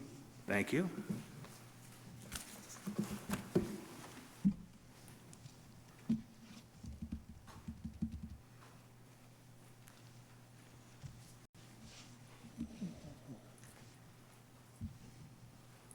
Good evening. Good evening. Much to the disappointment of many of you, I won't be doing most of the talking tonight. Talked a lot in here on Sunday, so I'm going to let my compadre, Mr. Rice, who is brand new to our district, do most of the talking tonight. Just an overview, you know, we broke the challenge down to 3 areas: full remote. Mr. Carrick handled that. Mr. Rice handled the hybrid, and Mr. Balser handled remote learning. We included all the department chairs and our tech coaches. We had lots and lots of meetings in July. So a lot of work was put in by the teachers, and obviously with what we do, so there's a lot of input. So this whole plan is not just an administrative-driven plan. It's a plan with a lot of collaboration. Mike was a teacher at Sycamore. He left, went to Caneland, was an assistant principal there, became their director of educational services 6/12, and then came back to Sycamore High School as a teacher last year, and is now the assistant principal. So it's the first chance for him to speak in front of some of you, and to get to know him. So it's a great opportunity and a good baptism for him. So, Mr. Rice. What a stirring introduction. So thank you for the time to share some of this plan. Like Mr. Carlson said, I think the first thing we need to do is thank the staff that's worked with us. At times, the direction may not have been the way they wanted to go, but their professionalism has led to everything that you've seen so far. So Mr. Carlson shared some of our work. We've been meeting weekly at minimum since July 1st. We had been meeting as a district team prior to that. But with all the transition, I think once all of that had settled down, we started meeting in a little bit different manner. All of our considerations with our department chairs, our tech coaches, and our ad team have always been including both logistics and instruction, knowing that we're going to need to address both in our plan. Every member of our team also kind of stands for multiple constituents, so our department chairs get feedback from their departments. They kind of serve as our pass-through for communication to them as well. So we are able to involve more in the planning process than just them. We try to share updates with the staff weekly, whether it's through our department chairs, and then sometimes they put a spin on it for things that are maybe unique to their department, or sometimes through larger district communications that go out. But we've been doing our best to kind of do that as well. And then obviously this work informs all of our district work. So with that said, I'm going to jump right into kind of what our plan looks like. We are lucky enough to last year we were able to run some blended courses. So we had 6 courses that ran at the high school that were blended. And why that's important is a blended course really follows a hybrid model as its core structure. So I won't talk too much about those, but we definitely had at least a small amount of experience with this, and we definitely learned a lot. We used Canvas last year as part of that instruction. So not only did some of our students get to see that, but we started to develop a core of knowledge around that among some of our staff. So we've seen some of the pros and the cons and know how to work with that tool. Like I said, that schedule for our blended courses is very, very similar to a hybrid model, but it's a little more fluid in that you can assign students when they need to be there. So we're actually a little bit more limited in the hybrid model, and we've learned a lot on how to use that time. And our blended and traditional students both showed similar achievement results last year, and that's an important one for us. And it wasn't exact, but I believe that was a presentation that was given last year, or possibly in the spring. But the results there, when done well, it doesn't show a huge disparity in either model. And so we really wanted to look at that model and see what we could learn and how do we apply that for a broader group of students. In addition, this summer, our summer school options were entirely remote. So we were able to learn some lessons there as well. We had over 250 students enrolled. Obviously, for most of them, this was their only focus, so it's not going to be exactly the same when they return to school in the fall, but we were able to learn some lessons there, get some feedback from students and their families, learn what worked and what didn't. Both Google and Canvas were used in that environment, and you'll hear a little bit more later about how we'll continue to do some of that as well. Just a note on that feedback piece there, we're trying to use as much as we possibly can. So those experiences, our department chairs, our staff, all of it is kind of gone into this plan. So our current hybrid proposal, this is nothing new to most of you, especially that first top part there. Our staff would be there every day. Our student body is what's split in half, kind of differently, and you'll hear me talk about these pieces throughout, but one of the major differences between our plan and the other two that you'd heard, our students will be moving. It's just not feasible with the amount of students and courses that we offer to move the staff around. So then the students are here. It will be a reduced number of students, depending on how many of them elect the remote option. It can be even smaller. Our A students will attend on Monday and Wednesday, our B students Tuesday and Thursday, and then you know that Friday is kind of a rotating piece for those two groups. Unfortunately, the gentleman that made the comment is gone, but I think Mr. Carlson spoke with him, but we are excited to attempt to offer all of our courses.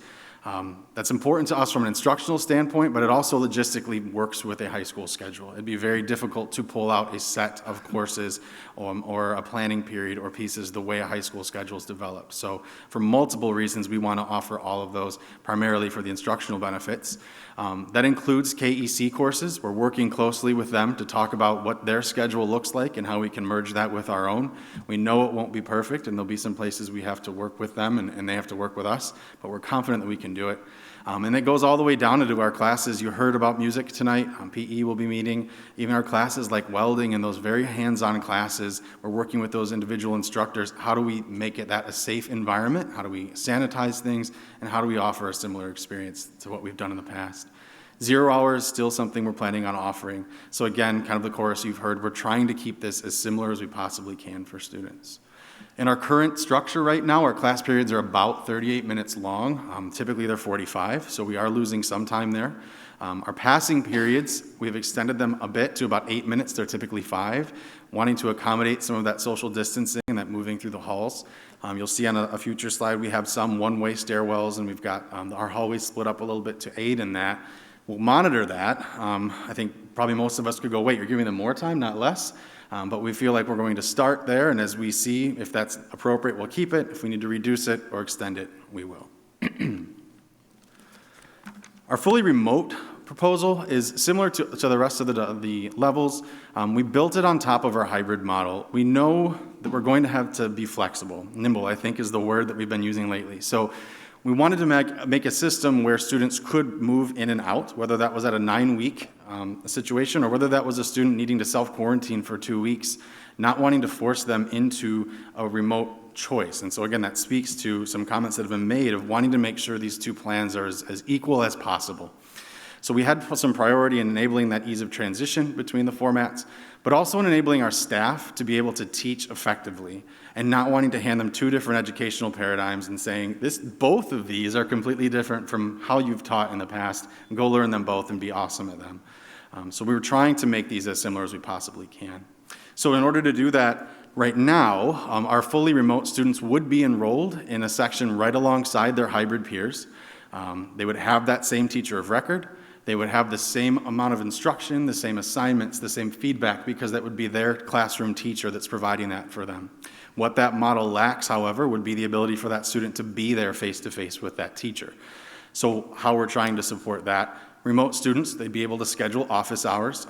We know we'll have that kind of block of time at the end of the day for staff, and so we're working on our team right now to best break that up. So staff can use that effectively. But we'll have some time that they could schedule meetings with their classroom teacher. And we also know we'll need to provide some support for those students outside of that within the day. And so we're looking at models, whether that be virtual sections, whether those are virtual instructors that can't return, or whether those are other people within the department that are also qualified that could support that person throughout the day or that student throughout the day. We've got a couple different models we could look at. To be completely honest, some of that depends on how many of our students elect the remote-only option, but we wanted to give ourselves some different ways to solve that puzzle. To talk a little bit about some of the logistics, and before I move on, I will show examples about what those days would look like for our students a little bit further on. I know there have been quite a few questions about the logistics, however, so I wanted to go over some of those. Similar to other groups, our student entry process is pretty similar. Our doors will open at 7:30, planning for a 7:45 start to the day. We're going to ask our students to enter through different entrances at the building. Our bus riders here, excuse me, through E3, our parent drop-offs at E2, and our drivers and walkers at N3, which is over there by our north foyer. So again, trying to spread them out. We'll have our sandwich boards out there, our security staff, our admin, anybody that can to help accommodate that social distancing and make sure students know where they're supposed to be going. Students, when they enter the building right now, the plan would be to have them go directly to their first hour class. We are not using lockers either. Students will be permitted to carry backpacks. Exit, similar process at the end of the day. Exit the school immediately through the same doors that you entered in. Again, we'll need administration, security staff, pretty much all hands on deck to make sure we can get our students out in a safe manner. Believe it or not, sometimes they're pretty excited to leave, so we have to make sure that they're not running all over the place. Bus riders, when we get outside, our plan is to line them up in predetermined locations and kind of make sure that they can keep that social distance while they wait for their bus. Again, we're waiting on some of the same things that our district people are waiting on there as far as what buses are they riding, how many buses will there be, things like that. Bathrooms and passes, we're looking to limit the available bathrooms to about 4 primary bathrooms. We'll have a few downstairs, a few upstairs spread throughout the building so we can kind of control who goes in and out. Bathrooms will be limited to half capacity. We'll have signage there. We'll use other ways to make sure people aren't going in places they're not supposed to, and bags over sinks, things like that. And then during passing periods, we'll make sure those entrances are supervised to make sure there aren't more people going in than should be. To help with that, we'll be limiting passes to emergency use only, kind of like Mr. Clavin said as well. Obviously, we're not going to not allow a student the opportunity to use the restroom, but we want to make sure that those requests are for legit reasons. Hallway movement, again, since our students are moving, a couple different logistics we need to consider. You've seen them in the auditorium and probably in other places in the building. Our communications department's done a great job at making some tools that will be helpful for us. We'll have stickers in the halls running down the middle of the hall that are each spaced about 6 feet apart. That will help not only keep the halls separate on each side, but also be a visual reminder to students for about how far they need to be away from each other. Some of our stairwells, like I said, have been designated as one way to help with that traffic flow, and those will also be marked, and we'll go over that with students on that first day. We will not be providing a lunch within the school day, so instead what we're doing is something at the end of the day. But along with that, we wanted to make sure that there was something in place for students that needed to eat. So for our snack protocol, we're planning on opening the cafeteria during passing periods for up to 50 students. We don't see that as a long stop. We see that as kind of a quick stop and probably something that won't be made until they're a little bit more comfortable navigating the building, but we want to have a space for them. We'll monitor that space at all times, and we'll clean it after every single passing period, and try to keep that as sanitary and safe as we can. The mask policy is similar to, well, it's the same as what it would be in the district. Students are required to wear their masks at all times. Excuse me, Mr. Wilder's spoken about a progressive approach to that, so this isn't set in stone, but for those that maybe don't understand what that means or haven't had to live that life before, at first we might ask a student, you need to put your mask back on, and if they don't, then that might be a call to administration where we have that same conversation. If they still continue to refuse, that might look like sending them home. If that continues to repeat over and over, that would be at the time when we might avail ourselves of that option to place them in a remote setting. Obviously, we want to be cognizant of every student's individual needs. This is not set in stone for every single student, but it would be taken seriously. It's public health, and it's not something that we wouldn't move on pretty quickly. So for attendance logistics, face-to-face is pretty much the same as always. The teachers will take the attendance of the students that are sitting in front of them. Our remote students will be what might be a little bit different. Currently, we're expecting them to log into Canvas, which is our learning management system, and I'll speak a little bit more about that, at some point within when their class would meet. So what we heard from our students, from our staff, and from a lot of our parents was that synchronous, and I know we use that word a lot and I've been asked a lot, so I'm sure you all know, but for anyone watching at home, synchronous means it's all happening at once and we're all watching it. Asynchronous means the opposite, and you could consume it at any time. So I kind of forgot why I just told you that, but we don't think all activities that students that are doing in a remote environment would be synchronous, so we wanted to give them a little bit of flexibility, but we also wanted to make sure that they were engaged throughout the day. So we gave the option to teachers, or we're planning on giving the option to teachers, if you want to offer something live and you would like your students to all tune in at the same time, just make sure you give them some advance notice on that. Otherwise, the expectation is that they check into your class at the time they typically would. We're attempting to automate as much of that attendance as possible. You can guess that with that many students moving throughout the school as often as they do, kind of tracking, are they checking in, are they logging onto Canvas, can get difficult. So we have a very talented tech staff here, as you know, and they're working with us to help automate some of that. And of course, parents could always excuse their students and for non-COVID related reasons as well. So I want to show you a few proposed schedules on the following slide. Just so you know, they're very similar to what you might have seen in the past about a 1 p.m. dismissal. That's kind of the model that we had in our head. We did, like I said, lengthen our passing periods to accommodate all that social distancing. And you will notice that Spartan Stretch has been eliminated. That was a sad one. That was not one we wanted to lose. It's the best opportunity we have to intervene with our students. But we're definitely talking about ways that we can still do that, leaning kind of towards how can we use that alternating Friday, not only for instruction, but also for some enrichment or remediation if needed. So this is what our schedule would look like. A quick note, a lot of people ask, Mike, why did you leave the lunch numbers on there? Well, our students know their schedule based on their lunch. If you look down there in about that 10:02 to 12:12 time, or I guess at least 11:26, you'll notice not all of those are the same. So we have several kind of concurrent schedules that we run, and based on a student's schedule, they might have a different label on their course. So if I have 4th hour lunch, I would have a 5th, 6th hour course. But if I have a 6th hour lunch, I have 4th, 5th. So that can be confusing. The times are all the same. Really, we left it like that so that when we do come back, hopefully this year, it won't be as confusing for our students to merge back into that lunch piece. Grading was another kind of sticking point, I think, for us last year. The state gave us some guidance, and I think it was well intended, but I think for staff and students alike, not having some of that feedback and accountability was difficult for them. We will return to our traditional grading structures. Our focus will be on ensuring that light course PLCs are using the same policies. We will definitely be altering some of our building policies to make sure that they're accommodating of all of the changes that are going on in our students' lives, and we'll guide our staff to make sure that they're in line with those as well. You've heard me talk about Canvas, and I think you guys have likely spoken about it in the past as well as we adopted it. Canvas is also a learning management system. It's a bit more robust, I believe, than Google Classroom. It offers us a little bit more functionality, and we feel like we need that for the level of content that we're delivering. One of the complaints that we heard last year from our staff and students alike is it was difficult to integrate things like discussion boards or video, and so this might help with that as well.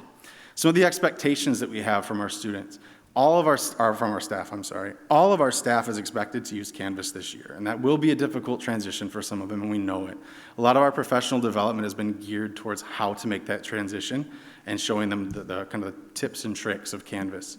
Knowing that, and knowing that we're a Google district, and a lot of our teachers have put a lot of time into their Google Classrooms, for the first quarter at least, we're telling staff that it's okay if their Canvas page is nothing more than a link to that Google Classroom.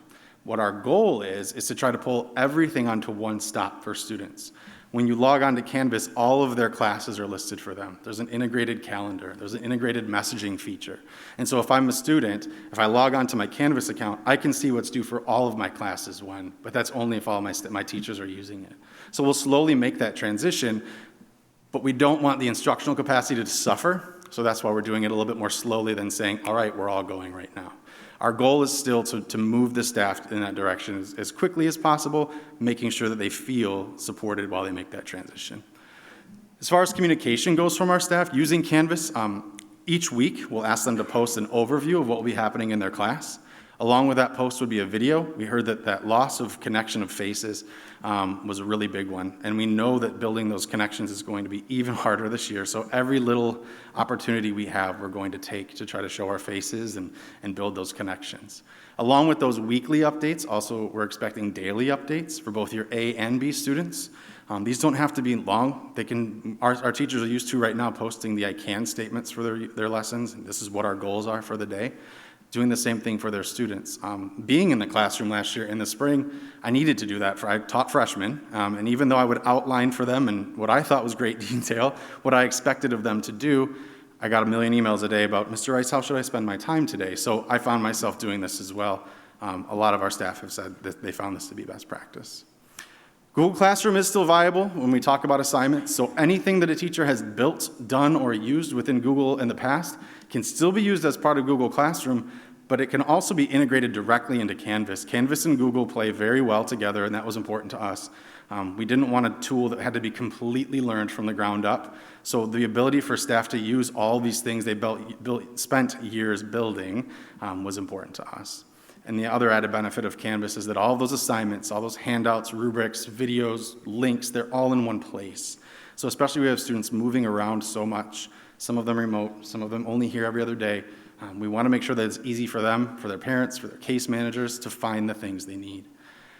Canvas provides easier integration of those media tools. Like I said, you can record yourself right in the platform and post that up there just like it was if you were posting to a discussion board online.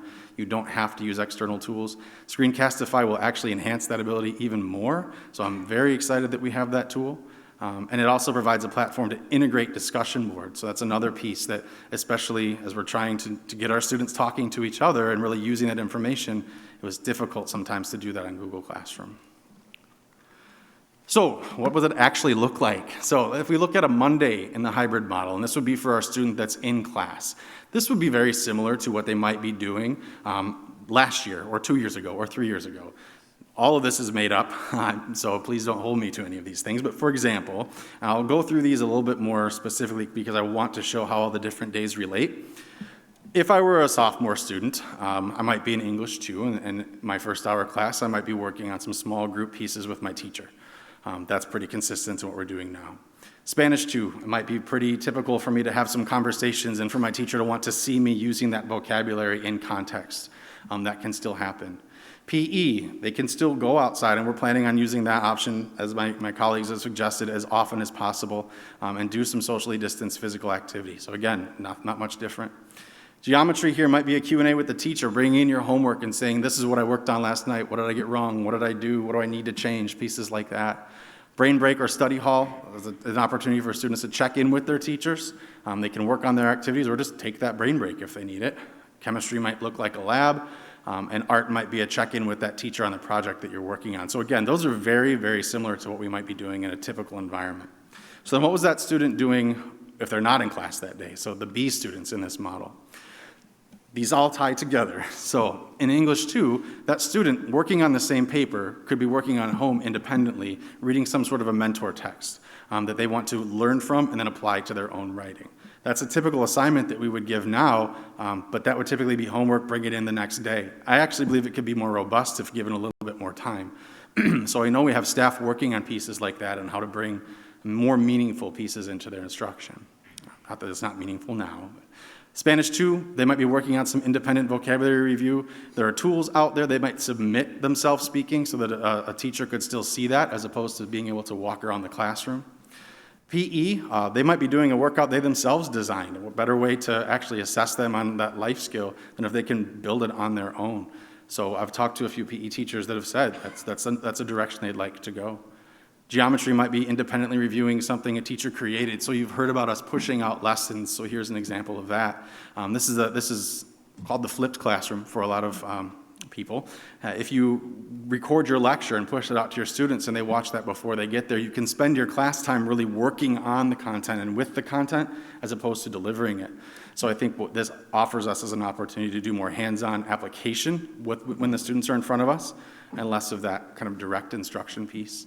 Again, brain break, if the student even wants to take it that day, but they could use that time to email their teachers and work on assignments. Chemistry, they might be working with their lab partner online. They might create a hypothesis that they need to bring to the next day for when they're actually going to do the lab. So you can see that these pieces are intended to really align with each other. And then our artists might be independently analyzing another artist and saying, how do I apply those techniques to my own work? So again, I think these are robust activities. They're different. They're not teacher-led, but at the maturity level of our students, the more we can put some of the learning in their hands, the more voice and choice we can give them, I think the more they're learning. So this, in a way, is actually a gift. I'm going to get in trouble for that, I'm sure. But, so what about our remote model? So this was important to us. How do we layer these things on top of each other? So if you think, our English 2 student has been writing a paper. The students that are in class that day are going to get some feedback from peers or possibly their teacher, depending on how the lesson's set up. They won't have that access. But they could submit that work to their teacher. They could submit that work to a peer electronically and get that same level of feedback. And then later they could check in with that English teacher in the afternoon, whether it's their classroom teacher or someone else that's supporting them, to still get that level of feedback and not have to do it completely on their own. Our Spanish 2 students who are working in that classroom having that conversation, they won't be able to do that because they won't be there, but they may be able to work with another remote partner and have that same conversation that they could submit to their teacher and get some feedback on. They may even be able to work and link in with a student that's in the classroom that day and have that conversation. So it's still trying to mimic that classroom experience. PE can complete assigned physical activity out of class. Perhaps they're keeping a log of here's what I did. Perhaps it's their own design. Perhaps it's something the teacher has designed for them, but it's very similar to what their in-class peers are doing. If geometry is doing that Q&A session with their homework, perhaps that student submitted some questions online ahead of time and could tune into that lesson if it's being live streamed, or could watch it later if it's been recorded to hear their questions being answered. They could also check in with that math teacher for support later in the day. They could schedule office hours with that math teacher. So again, not losing out on that opportunity. Brain break, again, it's really the ball's in their court there, but this is a perfect time for them to check in with their staff that is teaching them. Chemistry. This would be a tough one, right? I think labs are difficult to replicate with all of the same level of rigor that you would get in the classroom. And I think we'll hear that from our science teachers. But they're very resourceful, and I think they could have them completing an alternate activity or an online version of the lab or analyzing test results that somebody else has done. So there are still definitely ways they could bring them into that experience without being in the classroom. And art's very similar as well. They could submit that work and still get feedback from their teacher or their peers. It just isn't face-to-face. And I know that's a loss, but we're trying to mimic that as much as we can. I think the best part of this model is this slide, which is exactly the same as what their hybrid peers would be doing on a B day. So there's so much consistency there that if they do come back to school, when they come back to school, or if they do need to go out for a while, they're not having to completely switch what they're doing. They're still linked up to that same staff member, and they can kind of feel through school like they want to, as opposed to feeling like I'm in hybrids, one Sycamore High School hybrid model versus remote, and they're two different things. And we want to try to avoid that if we can. I believe that's the end of my slides. So now I'm ready for questions if you have any, and I'd be happy to answer them if I can. Well, Mike, Jeff over here in the corner. Great job. I mean, for you to do this out of the box, I mean, really well done. Thank you. How do you feel about that 7:45 a.m. start time? I think Eric brought up that question last week. High school learners tend to be, very fuzzy at best around that time. Sure. So I don't know if that's a question for you or Steve or who that might be, but if that's given or been given any additional consideration on that start time. We've discussed it. I'll defer to my leadership here if they want to just take it from me, but I think that in my previous role, we did a lot of work around that start time. And we did a lot of research, and we read all the studies, and it's clear that there's a lot of research pointing towards a later start time working for students. And that might be a route that we go down, but I think right now, unfortunately, and this is a hard place for me to live, instruction can't be the only kind of way we make decisions. We have to think about what's best instructionally as safety, and how we're moving our students around the district at the same time. So I think in a perfect world, if all we had to worry about was that, we might consider not starting as early as we can, but kind of trying to meet all of those masters, it's about the best we can do at this point. I know that we're looking at all the different options when students start to say who's going remote and who's taking transportation. We might be able to shuffle those, but right now I believe we're probably doing about the best we can there. Okay. Thanks. Hey, Mike, I have a question for you. Yes, ma'am. Nice to see you in this position. Nice to see you as well. What about, somebody might have alluded to this, social work groups, special ed, speech pathologist, reading specialists, they're in small group settings. I think somebody said they're going to push into the classroom. I don't see a social worker having a group in a classroom. Right. How is all that going to work for the social emotional part? Yeah. So we've been spending a lot of time looking at our room utilization right now, and how do we make sure that those staff members have the space they need to still meet with groups. Next steps will be, how do we alter those groups? Can they be as long as they always have been? Do we need to shorten them up? But we know that's a need. And kind of like I alluded to, that SEL piece, I think, will be the hardest part for us to replicate successfully. and we're just going to have to really take every opportunity that we can. So we don't want to lose that. We know we're probably going to need to find some more space so that we can continue those meetings. On thinking back to when I taught, I know it was 100 years ago, but I won't forget that you're in a classroom, it's 7:45, whatever, 8 o'clock, I have to go to the bathroom, I have to go to the office, I have to go to the nurse, I have to see the social worker, I forgot this, I did this. What's the plan for? So our plan right now is to tell staff to limit those to emergencies. We're also going to need to educate our students, and I think we have to talk to them about how, especially ours at this level, I think, and not that they can't understand this at every level, but we have to appeal to their sense of taking care of their community. I was lucky enough to be at the graduation ceremony this weekend, and I heard Tim say, was it 7 different speeches you had to give? So 7 times I heard him talk about just how our students continually rise to the challenge. And I hope that they understand that this is just as much on them as it is on us to keep our community safe. So I believe, and I've seen them do it continually, that they'll have to play a part in that, but we need to help them. So our teachers need to make sure that they're only giving passes for emergencies. We need to be in the hallways. Our security staff needs to be in the hallways, and we really need to be out there and being seen so that our students know there's people out here. You know, it's not as easy to blend into the crowd with so fewer students here in the building, and try to keep them in those classrooms.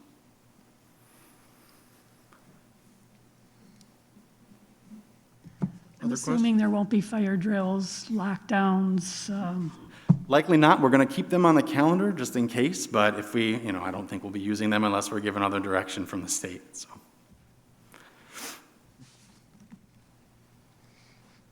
Other questions? Anybody? Thank you. Thank you all.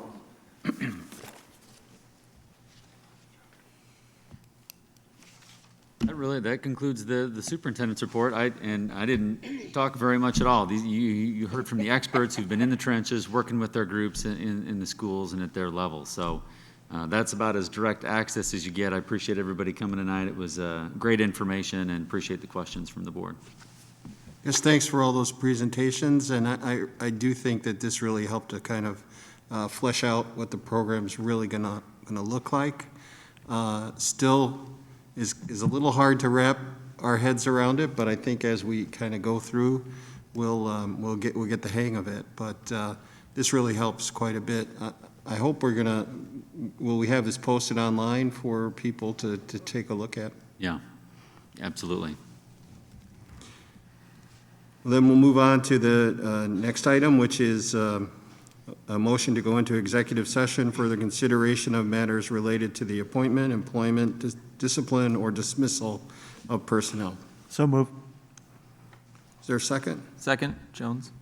Moved and seconded. Roll call. Nelson?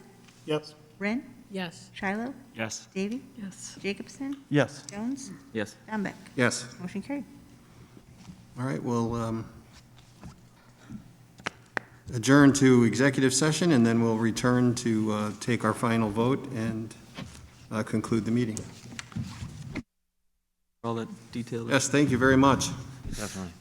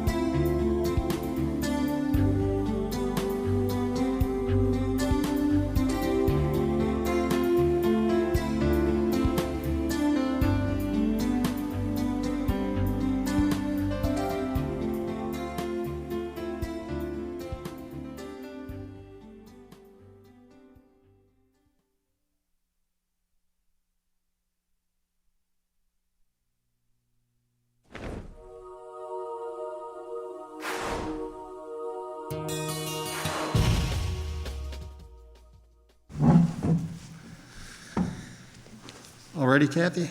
Yes. All right. Is there a motion to approve the personnel report as presented? So moved. Second.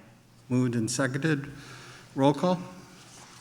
Shiloh, Yes. Davy, Yes. Jacobson. Yes. Jones, Yes. Nelson, Yes. Wren, Yes. Dombeck. Yes. Motion carried.